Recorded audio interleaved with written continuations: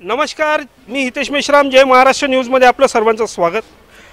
नागपूरमध्ये जी आहे आता सध्या रंगलेली लोकसभेची धुराळ आहे.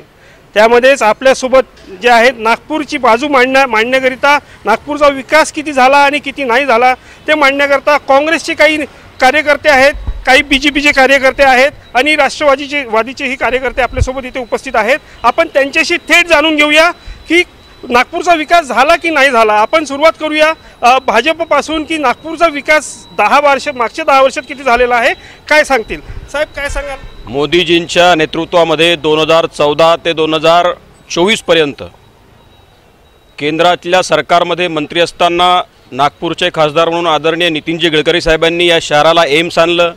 National law university, national fire college, Symbiosis, साईचं सेंटर, KG to PGचं नरसिंहमुंजीचं कॉलेज, युनिव्हर्सिटी, अभिमत विद्यापीठ आणि एवढंच नव्हे तर या ठिकाणी अनेक पद्धतीच्या मेट्रो रेल्वे असेल.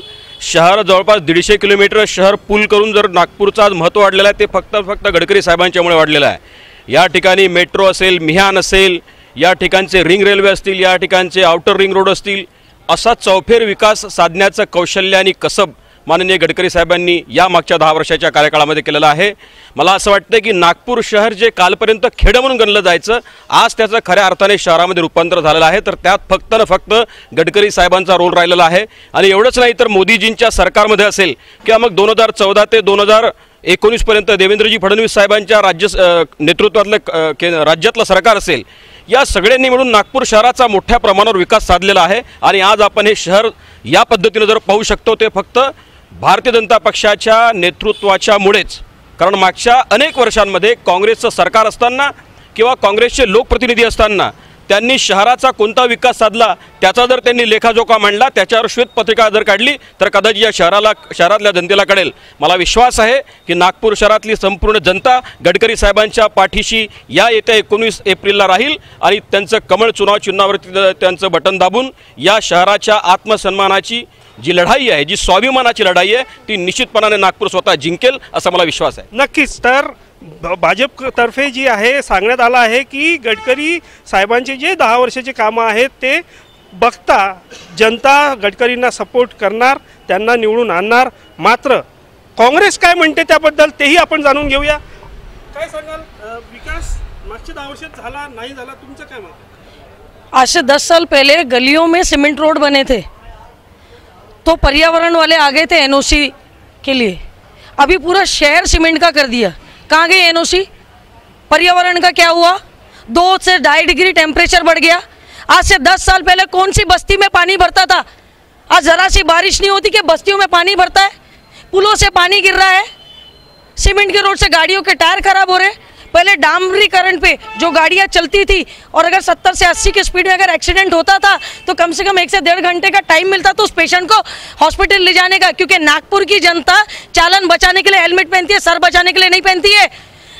सीमेंट रोड के ऊपर में 20 से 25 मिनट का टाइम रहे. मतलब गडकरी साहब सीधे सीधे जान के साथ खेल रहे क्या? और ये बात करें बहुत गद्दावर नेता है तो पहली लिस्ट में नाम क्यों नहीं है? इतने गद्दावर नेता है तो क्यों जमीन हिली हुई थी BJP की? गाँव मची थी हर तरफ. वो तो अपन उस मुद्दे पे बाद में आएंगे. पहले तो मैं कहना चाहता हूँ विकास के बारे में. सिम्बॉयसिस ना क्या रेट पर जमीन दी गई? 1 रुपये प्रति एकड़ की लीज के ऊपर में. क्यों भाई, ये कौन सा है? आम व्यक्ति को क्यों नहीं?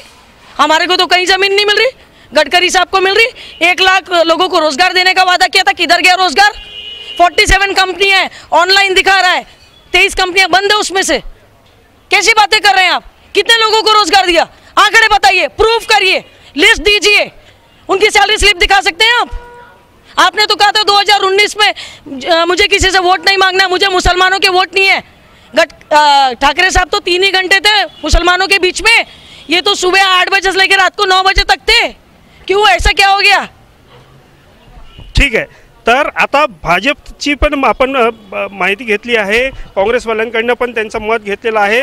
आपण आता जे आहे थेट राष्ट्रवादी काँग्रेससोबत मत जाणून घेऊया काय त्यांचं म्हणणं आहे. काय सांगाल तुमचं मत? आदरणीय साहब जो विकास की बात कर रहे थे वो इंफ्रास्ट्रक्चर विकास की बात कर रहे थे. सिर्फ इंफ्रास्ट्रक्चर पे विकास किया है, सीमेंट पे सीमेंट, सीमेंट पे सीमेंट. एक पुल तोड़ के दूसरा पुल बनाना, फिर वो पुल को करेक्ट करके दूसरे पुल और लाना, फिर पुल के ऊपर से पुल ले जाना. मैं पूछता हूँ, मिहान जब चालू हुआ था 28 कंपनियाँ थी, आज कागज पे 43 कंपनियां हैं, एक्चुअल में 24 कंपनियां हैं। कहाँ है बेरोजगारी? इतने 37 साल में सबसे अधिक बेरोजगारी दर है। मुझे बताओ, 2-3 जो प्रतिष्ठान है, IIT खड़गपुर, IIT चेन्नई और मुंबई, इनके जो पास हुए लोग हैं वो 2 करोड़ से अपना पैकेज शुरू करते हैं। आज 33% वहाँ बेरोजगारी है साहब।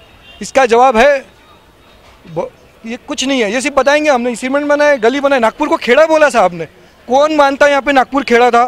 ठीक आहे, ठीक आहे. त्याच अनुषंगाने आपण बघूया की काँग्रेसवाले जे म्हणतात नागपुरात सिमेंट रस्ते झाले, पूल झाले, ते त्यांना पटलेलं नाही आहे. याबद्दलच भाजपवाले काय म्हणतात परत एकदा ऐकूया. साहेब काय सांगाल? एवढे सिमेंटचे रस्ते बनले, पूल बनले आहे, पण जनतेला मान्य नाही आहे. तुम्हाला काय सांगायचं? कांग्रेस का भी राज अपने देखा है। पूरे पिछले 60 साल में 5 साल से भारतीय जनता पार्टी का कार्यकाल आया था।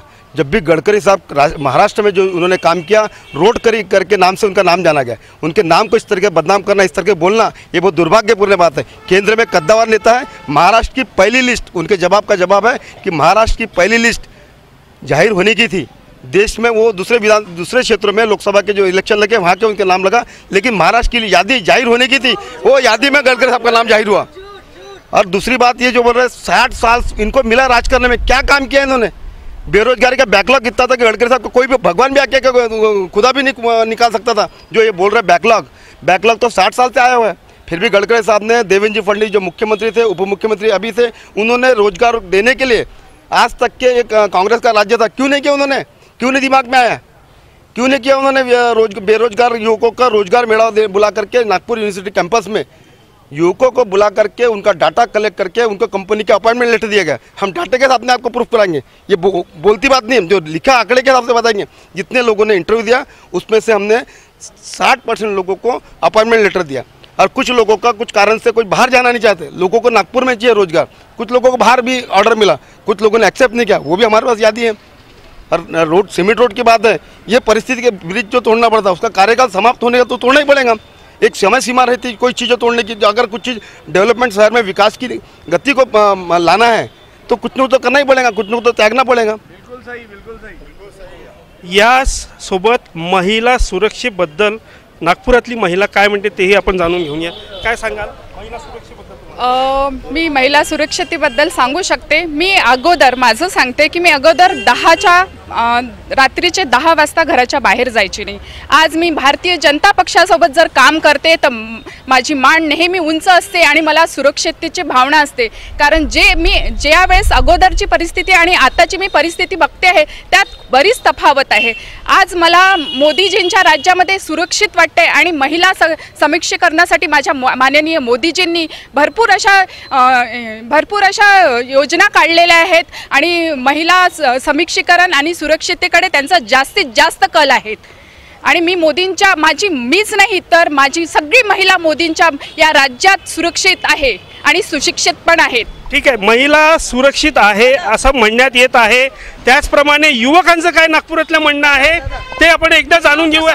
आपका महिलाओं की तरफ मैं फिर से आता हूँ. पहले युवक, इनके सवाल का जवाब दे देती हूँ ना. अपन क्रॉस नहीं कर रहे, मुझे मुद्दा निकालना है, मुझे मुद्दा निकालने दो. काय सांगा? नागपुरात चालू असलेल्या लोकसभा इलेक्शनमध्ये गडकरी साहेबांनी जे नियोजनबद्ध काम केलं होतं त्याबद्दल मी म्हणतो की त्यांनी सांगितलेल्या रस्त्यांबद्दल मागच्या वर्षी नाही, युवकांना रोजगारांचा मुद्दा आहे. आता युवकांना रोजगार तर मिळालेलाच नाही आहे आणि युवकांना रोजगाराची जे जुमला यांनी दिलेला आहे मागील 10 वर्षापासून तो रोजगार त्यांना देण्यात आलेला नाही आहे. ठीक है, काय म्हणणार होते? इन्होंने महिलाओं का जो मुद्दा कहा, मुझे बताइए, देश के प्रधानमंत्री जिसका सीना 56 इंच का है, मैं माइक से बोलती हूँ, ऐसा खोखला प्रधानमंत्री आज तक इतिहास में नहीं हुआ, लाल किले से ऐलान करता है कि महिला सुरक्षा, महिलाओं की सुरक्षा और उनकी इज्जत मेरा पहला दायित्व है. और 3 घंटे बाद बिल्किस बानो के रेपिस्ट को स्वागत. मैं आपके पास भी आऊंगा. मैं बिल्कुल प्रधानमंत्री के लिए अपनी पात्रता नहीं है, अपनी पात्रता नहीं है. आप जिस ढंग से बात कर रहे हैं बिल्कुल पात्रता नहीं है. एक मिनट, आपके कांग्रेस के इसमें महिला कितनी सुरक्षित थी, कितनी सुरक्षित थी? अरे प्रधानमंत्री, एक प्रधानमंत्री अपनी पात्रता नहीं है, आपकी पात्रता नहीं है बोलने की, आपकी पात्रता नहीं है, आपकी पात्रता नहीं है। एक मिनिट थांबा, अगदी एक मिनिट रुको, अगदी पहले सुन लीजिए। अगदी काँग्रेसच्या एक मिनिट राख, काँग्रेसच्या प्रवक्त्यांनी अगदी हास्यास्पद आरोप केलेले आहेत आणि लक्षात घ्या ज्या पद्धतीच्या शब्दांचा वापर या ठिकाणी केला जातो अत्यंत चुकीचा आहे।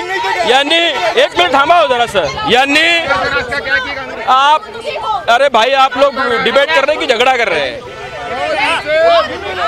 एक मिनट थांबा, मैं बता रही हूँ, आप पर्टिकुलर किसी का नाम नहीं ले सकते हो, आप पर्टिकुलर किसी का नाम नहीं ले सकते हो, किसी भी मंत्री का नाम मत लेना।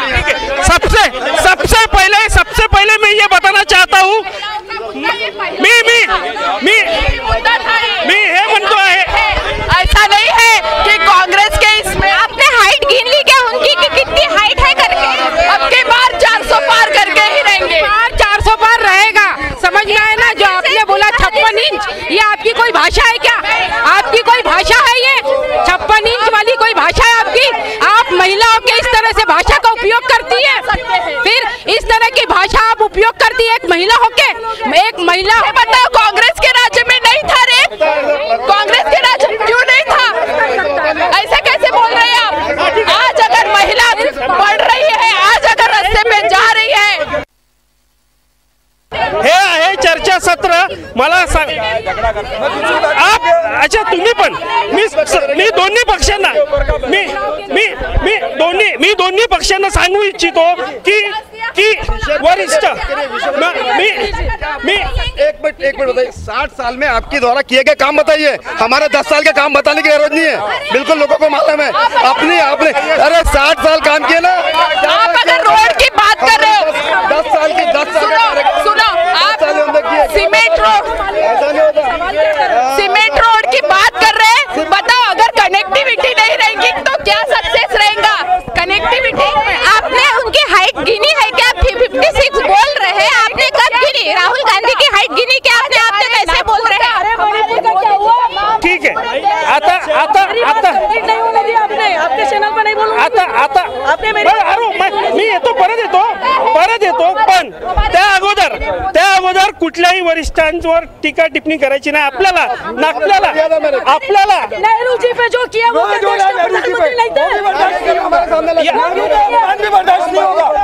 गांधी, ये नेहरू जी का अपमान रोज करते हैं, गांधी जी का अपमान करते हैं, कौन बर्दाश्त करेगा? कोई बर्दाश्त नहीं करेगा। ये नेहरू गांधी, हर बात में नेहरू जवाबदार, हर बात में गांधी जवाबदार, ये इसका अपमान नहीं है देश का। अरे जो माणूस नागपूर महानगरपालिकेच्या साध्या निवडणुकीमध्ये जे निवडणूक हरले ते नशिबाने पश्चिम नागपूरमध्ये निवडून आलेले आहेत आणि त्यामुळे त्यांनी आम्हाला सांगू नये। मी पुन्हा सांगतो की जाती धर्माच्या पंथाच्या लढाईमध्ये गडकरी साहेब फार पुढे निघालेले आहेत आणि लक्षात घ्या हे नागपूरकरांचं वैभव असलेलं आज गडकरी साहेब निश्चितपणे निवडून येतील। ठीक आहे, तर याच पद्धतीने नागपूरच्या जनतेने आपल्याला सांगितलं आहे की विकास ठाकरे कशा पद्धतीने जिंकून येतील आणि त्याच पद्धतीने नितीन गडकरी कसे जिंकून येतील। मी हितेश मेश्राम, जय महाराष्ट्र न्यूज, नागपूर।